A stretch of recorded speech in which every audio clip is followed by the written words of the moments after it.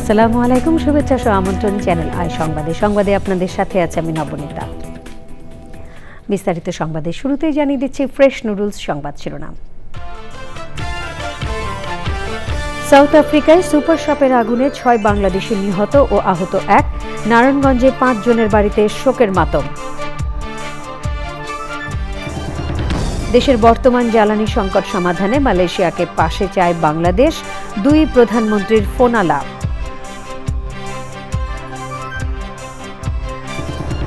বঙ্গভবনে প্রথম অফিস করলেন ভারপ্রাপ্ত রাষ্ট্রপতি হাফিজ উদ্দিন আহমেদ বীর বিক্রম। নির্বাচন আয়োজনে প্রস্তুত ইসি। জুলাই গণঅভ্যুত্থানে সম্মুখ সারির বীর যোদ্ধা ও শহীদ পরিবারকে চ্যানেল আইয়ের সম্মাননা। দেশের জন্য আত্মত্যাগকে শ্রদ্ধায় স্মরণ। কিংবদন্তি কণ্ঠশিল্পী খুরশিদ আলমের জন্মদিন উদযাপনে শাইখ সিরাজের প্রামাণ্যচিত্র হৃদয়ে কি সুর বাজে। চ্যানেল আইয়ে প্রচার 1 আগস্ট। এবং সবুজে সাজায় বাংলাদেশ স্লোগানে ভৈরবে প্রকৃতি ও জীবন ক্লাবে বৃক্ষরোপণ, ফলদ বনজ ঔষধি গাছের চারা রোপণ ও বিতরণ।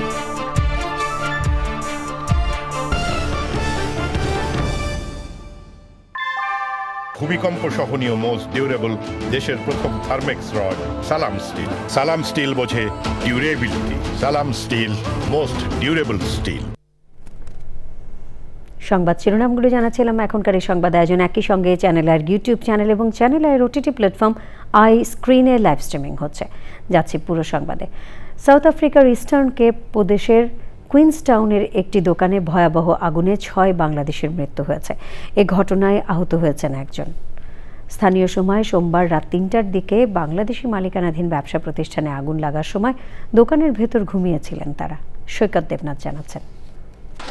স্থানীয় সময় সোমবার রাত 3টার দিকে সাউথ আফ্রিকার ইস্টার্ন কেপ প্রদেশের কুইন্সটাউনে বাংলাদেশি মালিকানাধীন একটি ব্যবসা প্রতিষ্ঠানে ভয়াবহ আগুন লাগে।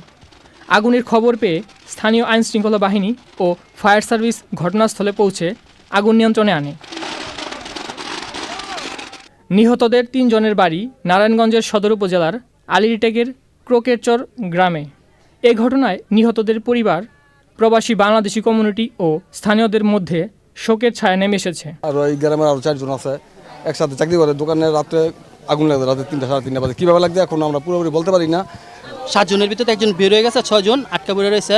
পাশের দোকানদার এরা অনেক চেষ্টা করছে, তালা তোলা ভাঙছিল, কিন্তু বের হইতে পারেনি। জানি না এটা সন্ত্রাসী হামলা। সাউথ আফ্রিকার মধ্যে প্রায় সন্ত্রাসী হামলা হয়, ঠিক আছে, কিন্তু এটা ভিতর থেকে আগুন লাগছে নাকি সন্ত্রাসী হামলা হয়েছে এটা আমরা বলতে পারতেছি। কালকা পোলার লগে কথা কইছি, পোলার এমন বড় বড় দাড়ি, মাসক তো নামাজ পড়ে, আবার তাহাজ্জুদ নামাজ পড়ে। দক্ষিণ আফ্রিকায় এর আগেও বিভিন্ন সময়ে আগুনের ঘটনায় প্রবাসী বাংলাদেশিদের প্রাণহানির ঘটনা ঘটেছে। 2018 সালে নর্থ ওয়েস্ট প্রদেশে এবং 2024 সালে কোয়াজুলু নাটাল প্রদেশে একইভাবে আগুনে পুড়ে একাধিক বাংলাদেশির মৃত্যু হয়। সৈকত দেবনাথ, চ্যানেল আই। দেশের জ্বালানি সংকট সমাধানে সহায়তা চেয়ে মালয়েশিয়ার প্রধানমন্ত্রী আনোয়ার ইব্রাহিমের সাথে কথা বলেছেন প্রধানমন্ত্রী তারেক রহমান। বিদ্যুৎ, জ্বালানি ও খনিজ সম্পদ প্রতিমন্ত্রী অনিন্দ ইসলাম অমিত এ তথ্য জানিয়ে বলেছেন, চলমান সংকট মোকাবিলায় সাধ্যমতো সহায়তা করার আশ্বাস দিয়েছে বন্ধু দেশ মালয়েশিয়া। রফিকুল বাসার জানাচ্ছেন। বাসাবাড়িতে রান্নার চুলা জ্বলে না, উৎপাদন কমিয়ে দিয়েছে শিল্প কারখানা। সিএনজি স্টেশনে লম্বা লাইন। গত প্রায় 1 সপ্তাহ গ্যাসের দুর্বিষহ ভোগান্তি নিয়ে চলছে দেশের মানুষ। এ অবস্থা থেকে উত্তরণে মালয়েশিয়ার সহযোগিতা চাইল বাংলাদেশ। সহযোগিতা চেয়ে সোমবার মালয়েশিয়ার প্রধানমন্ত্রী আনোয়ার ইব্রাহিমকে চিঠি পাঠান প্রধানমন্ত্রী তারেক রহমান। মঙ্গলবার টেলিফোনে কথা বলেন 2 প্রধানমন্ত্রী। জনাব আনোয়ার ইব্রাহিম মাননীয় প্রধানমন্ত্রীকে আশ্বস্ত করেছেন তার তরফ থেকে এবং তার দেশের তরফ থেকে এই সংকট নিরসনে যা কিছু করার সুযোগ রয়েছেন তিনি দ্রুততম সময়ের মধ্যে তার টিমের সাথে কথা বলবেন, সংশ্লিষ্ট মন্ত্রণালয়ের সাথে কথা বলে মাননীয় প্রধানমন্ত্রীকে অবহিত করবেন। দীর্ঘমেয়াদী জ্বালানি সহযোগিতার অংশ হিসাবে মালয়েশিয়া থেকে এলএনজি আমদানির উদ্যোগ নেওয়া হয়েছে, যা নিয়ে পর্যালোচনা করতে বাংলাদেশে অবস্থান করছেন মালয়েশিয়ার বিশেষজ্ঞরা। মালয়েশিয়া থেকে আমরা এলএনজি আমদানির সুযোগ নিয়ে আমরা কাজ করছি এবং এটা তো একটা প্রক্রিয়ার ব্যাপার। এই প্রক্রিয়া কত দ্রুততম সময়ের মধ্যে আমরা সম্পন্ন করতে পারি, এছাড়াও বিকল্প কোনো পন্থা আছে কিনা যেখানে তাদের অভিজ্ঞতা দিয়ে তারা আমাদেরকে সহায়তা করতে পারে। প্রধানমন্ত্রী তারেক রহমানের সঙ্গে সৌজন্য সাক্ষাৎ করেছেন জাপানের প্রধানমন্ত্রীর বিশেষ উপদেষ্টা উনো ইয়োশিমাসা। বৈঠকে কৌশলগত অংশীদারিত্ব জোরদারের গুরুত্ব দেন তারা। মানব সম্পদ উন্নয়ন, দক্ষতা বৃদ্ধি ও বিভিন্ন খাতে জাপানের আরও সহযোগিতা কামনা করেন প্রধানমন্ত্রী। ভাসমান এলএনজি টার্মিনালের ত্রুটি নিয়ে এক্সিলারেট এনার্জির আঞ্চলিক executive vice president Aziz Kashem এর সাথে সচিবালয়ে বৈঠক করেছেন বিদ্যুৎ, জ্বালানি ও খনিজ সম্পদ মন্ত্রী। আগামী সপ্তাহে এলএনজি টার্মিনালের ত্রুটি মিটিয়ে গ্যাস সরবরাহ সম্ভব হবে বলে জানানো হয়। Rafiqul Bashar, channel I, Dhaka. রাষ্ট্রপতি নির্বাচনের দিনক্ষণ এখনও চূড়ান্ত হয়নি বলে জানিয়েছেন প্রধান নির্বাচন কমিশনার এএমএম নাসিরউদ্দিন। রাষ্ট্রপতি নির্বাচন নিয়ে জাতীয় সংসদের ভারপ্রাপ্ত স্পিকার কায়সার কামালের সাথে আলোচনা করে তিনি সাংবাদিকদের জানান, রাষ্ট্রপতি নির্বাচনের জন্য ইসি পুরোপুরি প্রস্তুত। শকর মালিকা জানাচ্ছেন। মঙ্গলবার সকালে জাতীয় সংসদ ভবনে ভারপ্রাপ্ত স্পিকার কায়সার কামালের সাথে সাক্ষাৎ করেন সিইসি এএমএম নাসিরউদ্দিনের নেতৃত্বে নির্বাচন কমিশনাররা। রাষ্ট্রপতি নির্বাচন নিয়ে জাতীয় সংসদের স্পিকারের সাথে পরামর্শ ও দিনক্ষণ ঠিক করা নিয়ে বৈঠক হয় তাদের। বৈঠক শেষে জাতীয় সংসদ থেকে বেরিয়ে যাওয়ার সময় সাংবাদিকদের সাথে কথা বলেন সিইসি। আমরা বলেছি যে কোনো সময় রাষ্ট্রপতি নির্বাচনের জন্য প্রস্তুতি আমরা নিয়ে রেখেছি। এ সময় রাষ্ট্রপতি নির্বাচনের বিভিন্ন বিষয় নিয়ে জানতে চান সাংবাদিকরা। এমন সব কিছু এখান থেকে ইলেকশন যদি হয় তাহলে এখানেই হবে, আর যদি ক্যান্ডিডেট যদি সিঙ্গেল থাকে, কোনো প্রতিযোগিতা যদি না হয় তাহলে তার ইলেকশনের দরকারই নেই, সেটা দেখা যাবে। তবে আমরা দিনক্ষণ এবং বিস্তারিত আমরা গেজেট আকারে প্রকাশ করব, আপনারা তখন জানতে পারবেন। এখনও কোনো চূড়ান্ত কোনো দিনক্ষণ আমরা ওইভাবে ঠিক করি না। সাতক্ষীরার বিষয়টি আলোচনার বিষয়বস্তু ছিল না, আমরা শুধুমাত্র প্রেসিডেন্ট নির্বাচন নিয়ে আলোচনা করার জন্য এসেছিলাম। পরে নির্বাচন কমিশনে এসে এ নিয়ে সাংবাদিকদের কাছে আনুষ্ঠানিক বক্তব্য দেন ইসি সচিব। আমরা আজকে গেছিলাম মাননীয় স্পিকার মহোদয়ের সাথে মহামান্য রাষ্ট্রপতি নির্বাচনের বিষয়ে কথা বলতে। আইনগতভাবে আমরা এটা বলতে হয়। এখন ওখানে বিভিন্ন দিক নিয়ে আলোচনা করা হয়েছে যে সংসদ অধিবেশন থাকলে পদ্ধতিটা কী হবে, না থাকলে কী হবে। 24শে জুলাই মোহাম্মদ শাহাবুদ্দিন পদত্যাগ করার পর থেকে রাষ্ট্রপতি নির্বাচন নিয়ে নানা জল্পনা কল্পনা শুরু হয়। চকর Malitha, channel I, Dhaka.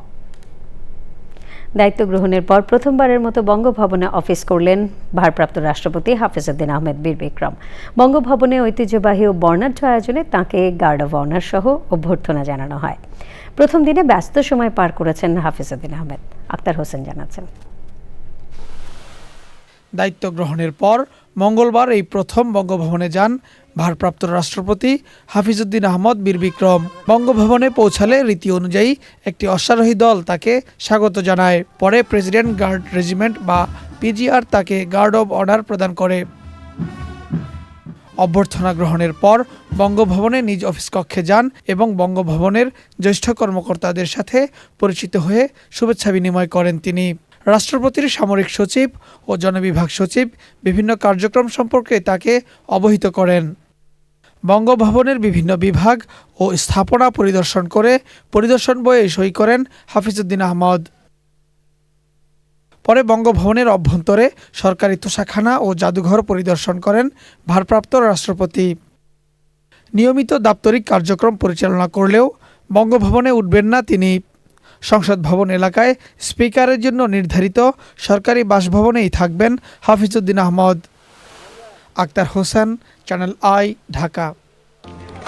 Engineer সাহেব, বাড়ির ডিজাইন তো হলো, কিন্তু কোন রড দিয়ে বাড়ি বানাবো? অবশ্যই আকিজ ইস্পাত, কারণ ভালো মানের 500W রডের yield strength 500 MPa, tensile strength 625 MPa আর সর্বোচ্চ গুণগত মানের আকিজ ইস্পাতের টেনসাইল স্ট্রেংথ 700 MPa, অর্থাৎ ভালো মানের রডের থেকেও 12% বেশি। বুঝেছি, এখনই অর্ডার করছি অধিক শক্তিশালী আকিজ ইস্পাত। আকিজ ইস্পাত, কমিটেড টু কোয়ালিটি।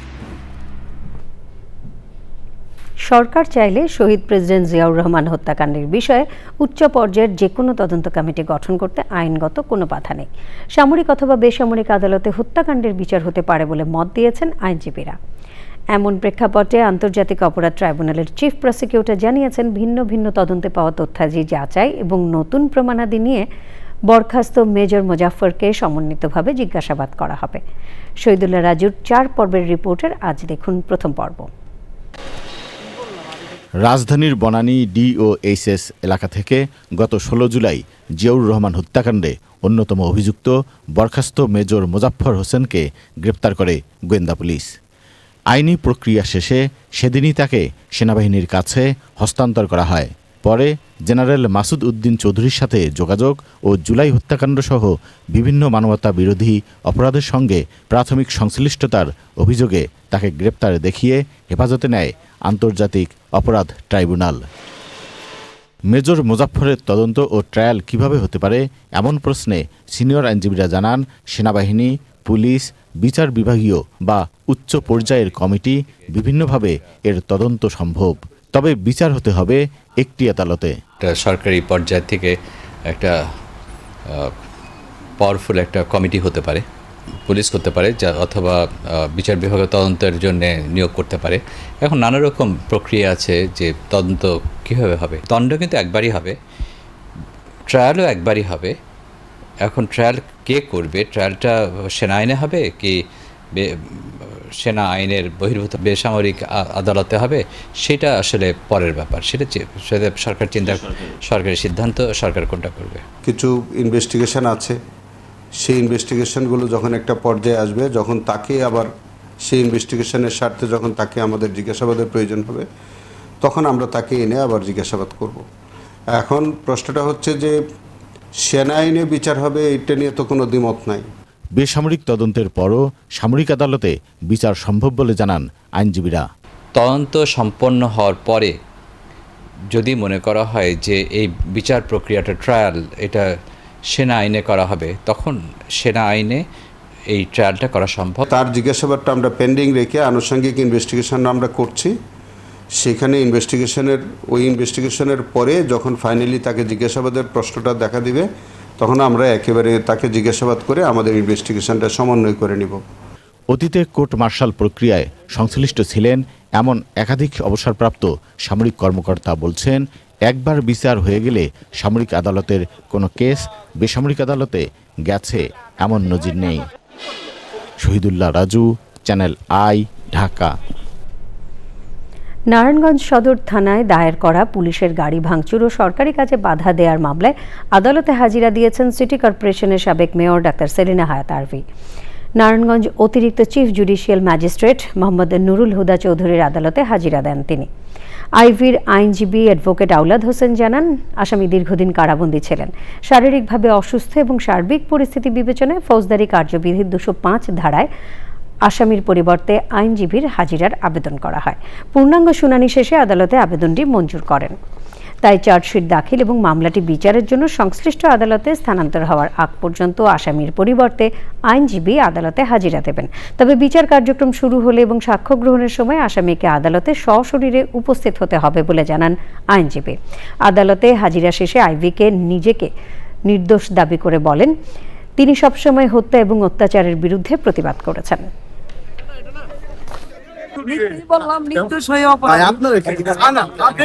সবসময় নারায়ণগঞ্জে আমি যখন প্রতিবাদ করেছি সর্বক্ষণ হত্যার বিরুদ্ধে, অত্যাচারের বিরুদ্ধে, জুলুমের বিরুদ্ধে, আর আজকে আমি কি অপরাধী? তো যাই হোক, এটার বিচার আল্লাহ আছে, আমার নারায়ণবাসী আছে, তারা দেখবে। আপনি তো তখন গাড়িতে ছিলেন, আপনাকে হামলার ওই মামলায় আসামি করা হয়েছে, এই বিষয়টা আপনি কিভাবে দেখবেন? এবারে জুলাই গণ অভ্যুত্থান।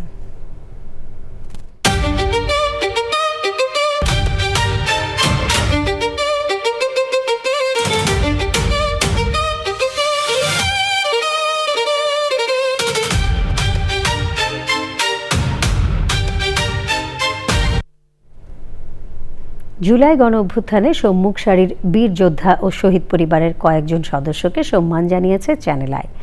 জুলাই 24 গণ অভ্যুত্থান স্মরণে আমার প্রতিরোধের আগুন অনুষ্ঠানে যোগ দিলে তাদের হাতে চ্যানেল আইয়ের পক্ষ থেকে সম্মাননা স্মারক তুলে দেওয়া হয়। দেশের জন্য তাদের এই আত্মত্যাগকে শ্রদ্ধার সাথে স্মরণ করছে চ্যানেল আই পরিবার। তাফহিমুল ইসলাম জানাচ্ছেন। ইতিহাসের পাতায় রক্তে লেখা এক অধ্যায় 24 জুলাই বিপ্লব। সেই আন্দোলনের সম্মুখ সারির বীর যোদ্ধা ও শহীদ পরিবারের কয়েকজন সদস্য এবার এক হয়েছিলেন চ্যানেল আই প্রাঙ্গণে।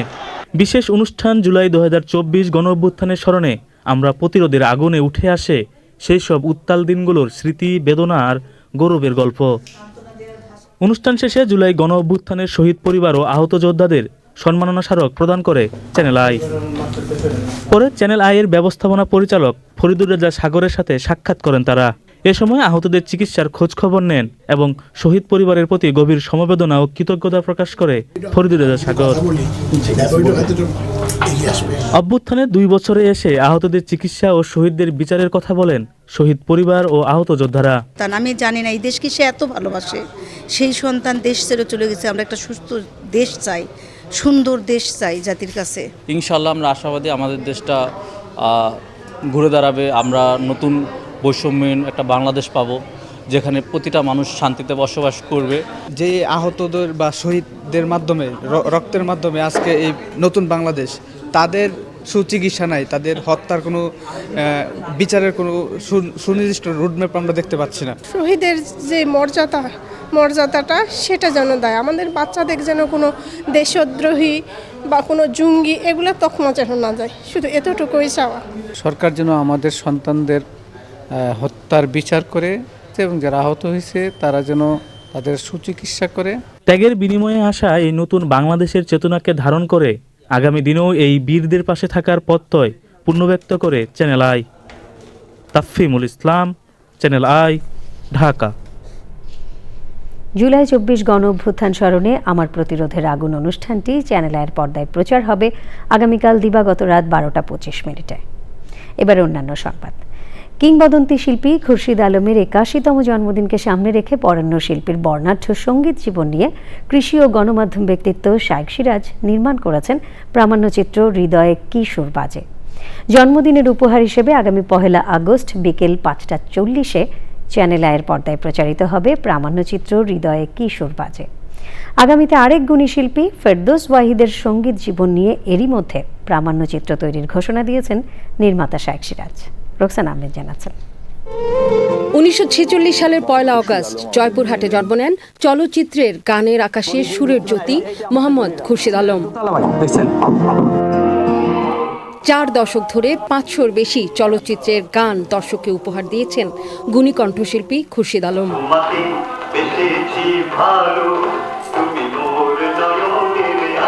21 পদকপ্রাপ্ত শিল্পীর বৈচিত্র্যময় জীবন নিয়ে এবার প্রামাণ্যচিত্র নির্মাণ করলেন কৃষি উন্নয়ন ও গণমাধ্যম ব্যক্তিত্ব শাইখ সিরাজ। এর আগে কিংবদন্তি শিল্পী সাবিনা ইয়াসমিন, সৈয়দ আব্দুল হাদী সহ সঙ্গীত নক্ষত্রদের জীবন ও কর্মের উপর প্রামাণ্যচিত্র নির্মাণ করেছিলেন নির্মাতা। গুণী মানুষ যাদেরকে নিয়ে কাজ করার আগ্রহ জন্মায়, তাদের সম্পর্কে কাজ করতে গিয়ে সাপোর্টিং ক্যারেক্টারগুলোকে পাওয়া যায় না। আরো ভালো হতে পারতো যদি ওনার সারাউন্ডিং যারা ছিলেন বেঁচে থাকলে তাদের সাথে কথা বলা যেত। এর পরের কাজটা আমরা করার আগ্রহ রাখি হচ্ছে ফেরদৌস ওয়াহিদকে নিয়ে, কারণ উনি বাংলাদেশের সঙ্গীতের একটা নতুন ধারার সৃষ্টি করেছেন, যে সময় এই জাতীয় গানগুলো আমাদের সমাজ নিতেই চাইতো না। বরেণ্য শিল্পী খুরশিদ আলমের উপস্থিতিতে চ্যানেল আই স্টুডিওতে হয়ে গেল হৃদয়ে কি সুর বাজে প্রামাণ্যচিত্রের বিশেষ প্রদর্শনী। খুরশিদ ভাই এই বয়সেও যেন প্রতিনিয়ত নিজেকে বদলানোর চেষ্টা করেন, নতুন করে কিছু করার চেষ্টা করেন। আপনার প্রতি অশেষ কৃতজ্ঞতা। 60-70 দশক থেকে শুরু করে এই পর্যন্ত ইতিহাস নিয়ে আসা এটা অনেক বড় একটা ব্যাপার। একই সঙ্গে যেরকম খুরশিদ আলমকে সম্মানিত করা হচ্ছে, আবার তার সম্পর্কে আমরা এরকম একটি নির্মাণের মাধ্যমে আমরাও সম্মানিত হচ্ছি। একটা জাতি সামনের দিকে যখন শক্তিমত্তা নিয়ে এগোয়, তার ভিত্তি থাকে যে তার গর্ব করার মতো কি কি আছে। তো আমাদের গর্ব করার মতো যা আছে তার মধ্যে একজন খুরশিদ আলম আছেন। জীবদ্দশায় তাঁর কর্মের উপর নির্মিত প্রামাণ্যচিত্র দেখে শিল্পী সাধুবাদ জানিয়েছেন নির্মাতাকে। আমি বলবো যে আমি মারা গেল আমার আত্মার শান্তি পাবে যে অন্তত এই ছবিটা যতদিন থাকবে, এটার জন্য আমি কৃতজ্ঞতা জানাই চ্যানেল আইকে। সে সময় যারা ছিলেন তাদেরকে আমার আন্তরিক ধন্যবাদ এবং শুভেচ্ছা। আগামী 1 অগস্ট শিল্পী খুরশিদ আলমের জন্মদিনে বিকেল 5:40 চ্যানেল আইতে প্রচারিত হবে শাইখ সিরাজ নির্মিত প্রামাণ্যচিত্র হৃদয়ে কিশোর বাজে। রোকসানা আমিন, চ্যানেল আই, ঢাকা। ভাওয়াল জাতীয় উদ্যানের সীমানায় গাজীপুর সিটি কর্পোরেশনের সেকেন্ডারি ট্রান্সফার স্টেশন STS নির্মাণের প্রতিবাদে নাগরিক সমাবেশ হয়েছে। সমাবেশে বক্তারা বলেন, সরকার একদিকে সারা দেশে 25 কোটি গাছ রোপণের কথা বলছে, অন্যদিকে সরকারেরই একটি সংস্থা বন ধ্বংস করছে। সরকারের নীতির সাথে এর সংস্থাগুলোর সমন্বয়ের আহ্বান জানান তারা। মাহবুব মোর্শেদ জানাচ্ছেন। ব্রিটিশ আমলের নথি বলছে 126 বছর আগেও ভাওয়াল জাতীয় উদ্যানে বাঘের অস্তিত্ব ছিল। সময়ের সাথে সাথে এই বনাঞ্চলে ব্যাপক পরিবর্তন ঘটেছে। বনের জায়গায় গড়ে উঠেছে বসতবাড়ি, কলকারখানা, ধ্বংস হয়েছে পরিবেশ। আর এ ধ্বংসযজ্ঞে সর্বশেষ যোগ দিয়েছে গাজীপুর সিটি কর্পোরেশন। বনের সীমানা প্রাচীর ভেঙে বর্জ্য ব্যবস্থাপনায় নির্মাণ করা হচ্ছে সেকেন্ডারি ট্রান্সফার স্টেশন STS। প্রতিবাদে বন অধিদপ্তরের গেটে পরিবেশবাদী বিভিন্ন সংগঠনের আয়োজনে নাগরিক সমাবেশ। সংরক্ষিত বনাঞ্চল, জাতীয় উদ্যান ও হাতি করিডোরে বন ও পরিবেশ আইনের প্রয়োগ নিশ্চিত করার দাবি জানানো হয় সমাবেশ থেকে। আমরা চাই যে দেশে বনের সংখ্যা আরো বাড়ুক এবং বন বিভাগ বন রক্ষায় কাজ করুক। এই জায়গা নির্ধারণের জন্যই এই সংস্থাটাকে রাখা হয়েছে, ময়লা কোথায় গিয়ে ফেলতে হবে। বন মামলা পর্যন্ত দিয়েছে, কিন্তু পরের দিনে এসে দেখেছে তারা দ্বিগুণ উদ্যমে আবার এসে কাজগুলো স্টার্ট করেছে। কিন্তু সরকারের ভিতরে কোন সরকার আছে যারা এই পরিবেশগুলোকে নষ্ট করছে? সরকারের নীতির সঙ্গে সরকারি প্রতিষ্ঠানগুলো জরুরি ভিত্তিতে সমন্বয়ের তাগিদ দেন বক্তারা। আমরা দেখছি একদিকে গাছ লাগানোর জন্য তারা বিভিন্ন রকম সরকারি উদ্যোগ নিচ্ছে, অন্যদিকে আবার বনগুলোকে ক্ষতিগ্রস্ত করছে। শুধু এই সরকার নয়, যখনই যে সরকার আসে তখনই বনের উপর কেন যেন আগ্রাসন ভাব দেখা যায়। আমাদের বন আমাদের ভবিষ্যৎ প্রজন্মের জন্য রক্ষা করতে হবে। আমরা আজকে আছি, কালকে আমরা থাকবো না, কিন্তু আমার ভবিষ্যৎ প্রজন্মের জন্য আমার এই বন সুরক্ষা অত্যন্ত প্রয়োজন। সমাবেশ শেষে প্রধান বন সংরক্ষক মোহাম্মদ আমির হুসাইন চৌধুরীর কাছে স্মারকলিপি দেওয়া হয়। মাহবুব মোর্শেদ, চ্যানেল আই, ঢাকা। জলবায়ু পরিবর্তনের বিরূপ প্রভাব মোকাবেলায় সবুজে সাজায় বাংলাদেশ স্লোগানে কিশোরগঞ্জের ভৈরবে বৃক্ষরোপণ করেছে প্রকৃতি ও জীবন ক্লাব।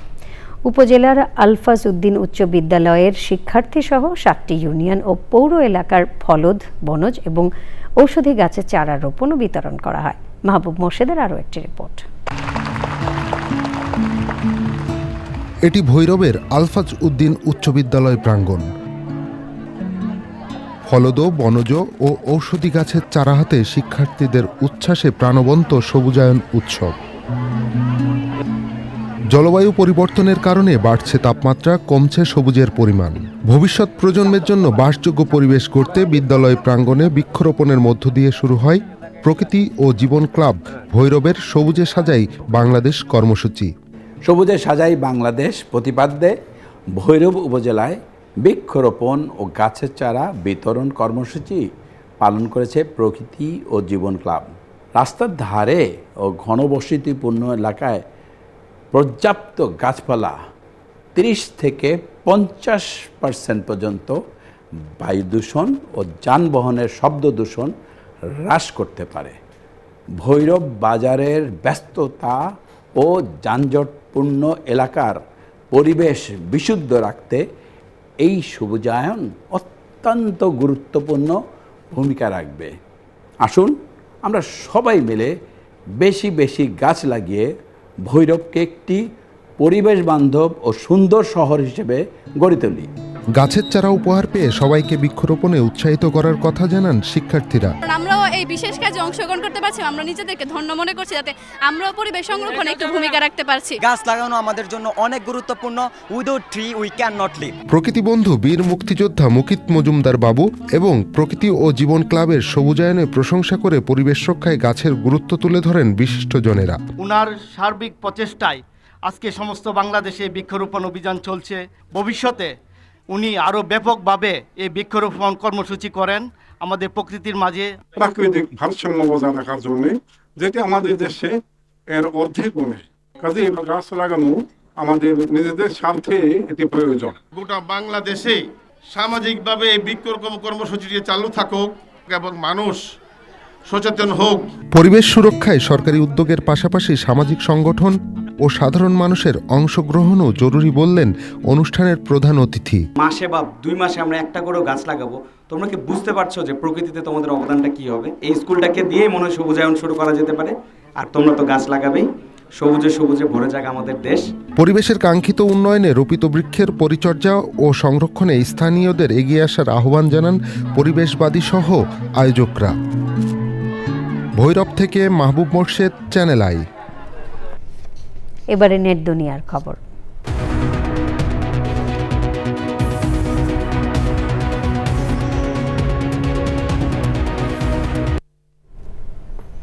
সিলেটের ফেঞ্চুগঞ্জের পিটাইটিকর সরকারি প্রাথমিক বিদ্যালয়ের প্রধান শিক্ষক বিউটি রানী পাল সম্প্রতি একটি রিল নিজের ফেসবুকে পোস্ট করেছিলেন। সেই ভিডিওতে ছিল মেজবার রহমানের আজ কেন মন উদাসী হয়ে দূর অজানায় চাই হারাতে গানটি।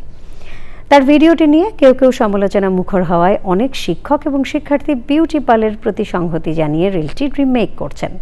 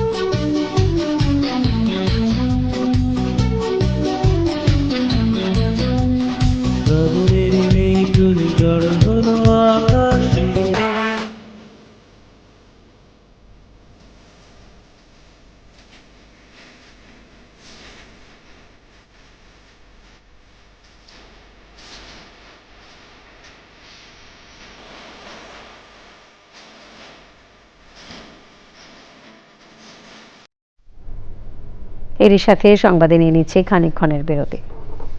আর বিরতির পর অন্যান্য সংবাদের সাথে জানিয়ে ফিরব। তীব্র তাপপ্রবাহের শিকার ফ্রান্স ও স্পেনের 2 লাখেরও বেশি মানুষ নিরাপদ আশ্রয়ে। দক্ষিণ স্পেনে 13 জনের প্রাণহানি।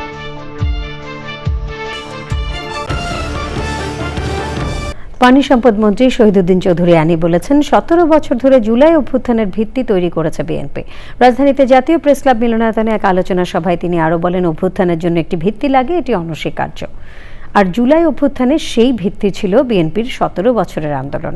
বিরোধী দলের সমালোচনা করে তিনি প্রশ্ন তোলেন, স্বৈরাচার এরশাদ বিরোধী আন্দোলন থেকে শুরু করে আওয়ামী ফ্যাসিবাদ কোন আন্দোলনে তারা ছিল?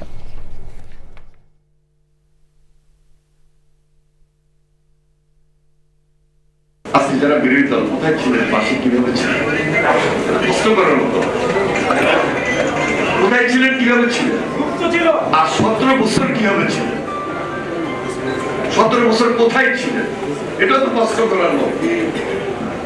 আন্দোলন কারা করেছে, কিভাবে করেছে, আমরা যোগ করেছি, আমরা যুগপৎ আন্দোলন করেছি এবং করতে করতে করতে ধারাবাহিকতায় আমরা 5 তারিখে এসেছি।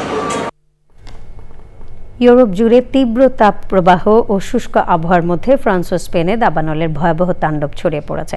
আগুন নিয়ন্ত্রণে আনতে হিমশিম খাচ্ছে দমকল বাহিনী।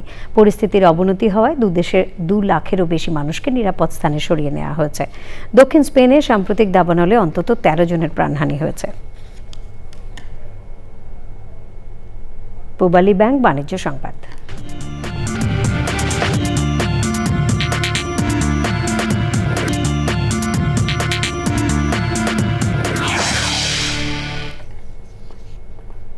রাজধানীর আরমানিটোলা সরকারি উচ্চ বিদ্যালয়ে বৃক্ষরোপণ ও বাংলা কিউআর ক্যাম্পেইন এবং ডিজিটাল প্ল্যাটফর্ম সচেতনতা কর্মসূচি করেছে শাহজালাল ইসলামী ব্যাংক। প্রধান অতিথি ছিলেন ব্যাংকের chief technology officer Bedoura Mahbub. বিশেষ অতিথি ছিলেন ব্যাংকের head of card Riyad Hossain. সভাপতিত্ব করেন আরমানিটোলা সরকারি উচ্চ বিদ্যালয়ের প্রধান শিক্ষিকা শাহিদা বেগম। সে সময় ছিলেন ব্যাংকের বংশাল শাখার ম্যানেজার নাজির আহমেদ, নবাবপুর রোড শাখার ম্যানেজার মির্জা নুরুল আলম বেগ, মৌলভীবাজার শাখার ম্যানেজার আব্দুল কাদের, এক্সিকিউটিভ অফিসার মাসুদ আলম ও ইমরান খান।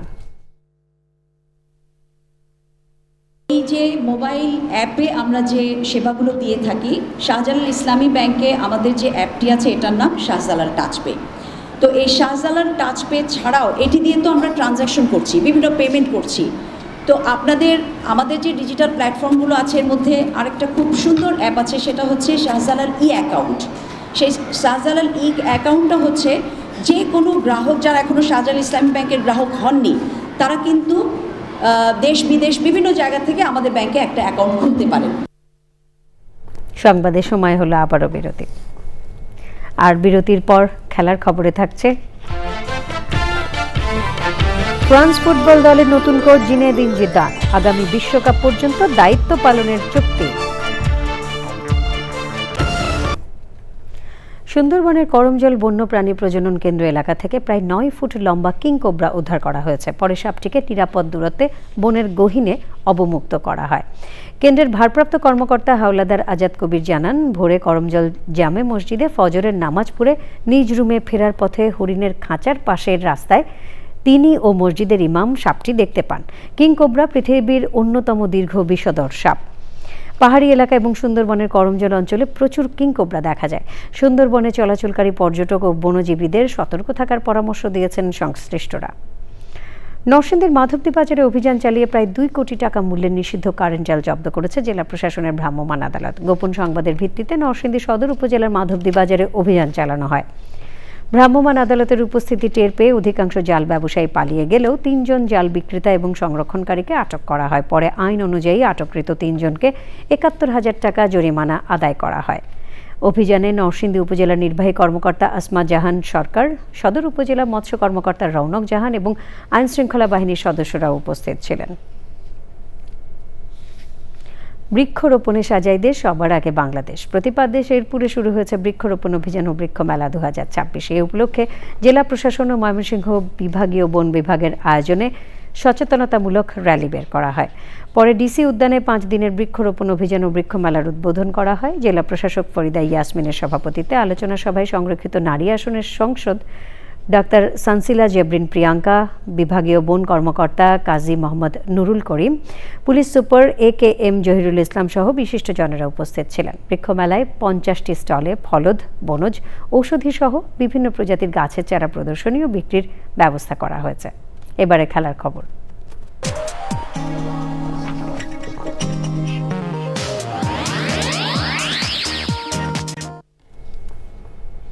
দিদিয়ার দেশমের দীর্ঘ 14 বছরের পথ চলার অবসান ঘটিয়ে জিনেদিন জিদানকে কোচ হিসেবে নিয়োগ দিল ফ্রান্স ফুটবল ফেডারেশন। জিদানের সঙ্গে 2030 সাল পর্যন্ত চুক্তি করেছে ফরাসি ফুটবল ফেডারেশন।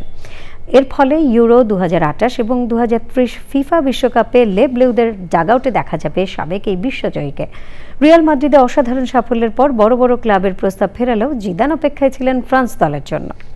খেলোয়াড় হিসেবে দেশের হয়ে 1998 বিশ্বকাপ এবং 2000 ইউরো জয়ী জিদান কোচিং ক্যারিয়ারে রিয়াল মাদ্রিদকে টানা 3টি চ্যাম্পিয়ন্স লিগ জিতিয়ে ইতিহাসে নাম লিখিয়েছেন।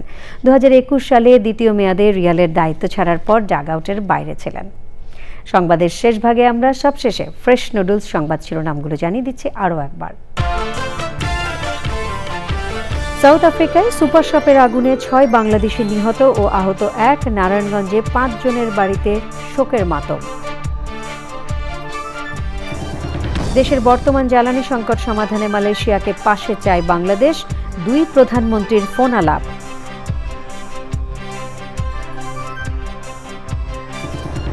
বঙ্গভবনে প্রথম অফিস করলেন ভারপ্রাপ্ত রাষ্ট্রপতি হাফিজ উদ্দিন আহমেদ বীর বিক্রম।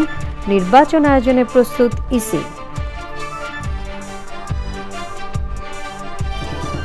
জুলাই গণঅভ্যুত্থানে সম্মুখ সারির বীর যোদ্ধা ও শহীদ পরিবারকে চ্যানেল আয়ের সম্মাননা। দেশের জন্য আত্মত্যাগকে শ্রদ্ধায় স্মরণ। কিংবদন্তি কণ্ঠশিল্পী খুরশিদ আলমের জন্মদিন উদযাপনে শাইখ সিরাজের প্রামাণ্যচিত্র হৃদয়ে কি সুর বাজে, চ্যানেল আয়ে প্রচার 1 আগস্ট। এবং সবুজে সাজায় বাংলাদেশ স্লোগানে ভৈরবে প্রকৃতি ও জীবন ক্লাবের বৃক্ষরোপণ, ফলদ, বনজ, ঔষধি গাছের চারা রোপণ ও বিতরণ।